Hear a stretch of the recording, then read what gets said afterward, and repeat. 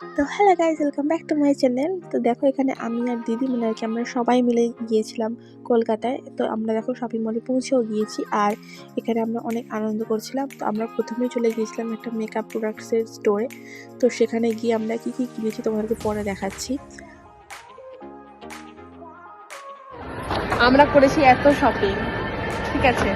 তো আমাদের এখন চোখের অবস্থা, আমার চোখের অবস্থা এটা, আমি এসেছিলাম অন্যভাবে, মেকআপ হয়ে গেছে। আর আমার এই যে স্পার্কল বোঝা যাচ্ছে না ক্যামেরায়, হ্যাঁ ক্যামেরায় বোঝা যাচ্ছে অনেক না। মানে সাদা স্পার্কলি টাইপের। হ্যাঁ, তো আমরা কি করি মানে শেয়ার করছি, তোমরা দেখতে থাকো স্কিপ না করে। তো দেখো তারপরে আমরা চলে গেছিলাম স্মার্ট বাজারে। আর এই ভিডিওটা কিন্তু আমি একটু স্পিডে দিয়েছি, তাহলে কিন্তু তোমরা দেখতে অনেকটাই বোরিং লাগতো। আর এই ভিডিওটা কিন্তু নিউ ইয়ারের আগের ভিডিও, কিন্তু এটা আমি একটু লেটে পোস্ট করছি কেননা অনেক কাজ ছিল, তো সেই কারণে।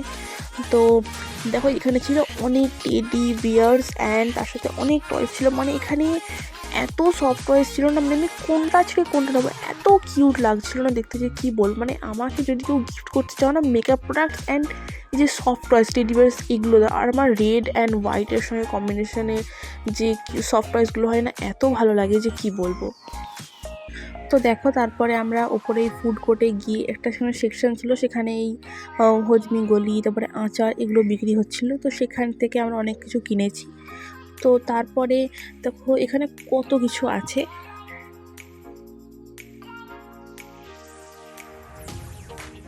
তো এখানে সব থেকে কী ভালো লাগে বলতো, যে ফুড কোর্টে মানে একদম টপ ফ্লোর থেকে নিচে নামার সময় যে এই যে ভিউটা ওঠে, মানে এত সুন্দর লাগে না। এই জন্য এই ক্লিপটা আমি সবসময় নেওয়ার চেষ্টা করি।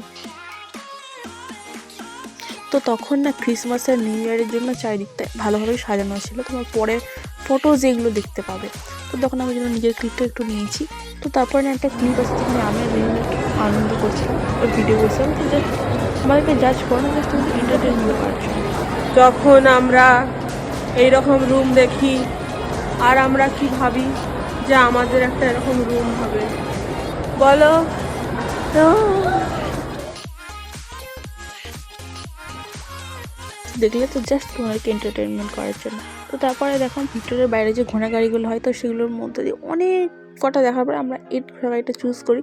তো তারপরে আমরা এখানে একটু ঘুরছিলাম, আনন্দ করছিলাম। তো দেখো তোমরা এই ভিডিওটা সাইডে দেখতে হবে, হালকা ভিক্টোরিয়াটা দেখা যাচ্ছে।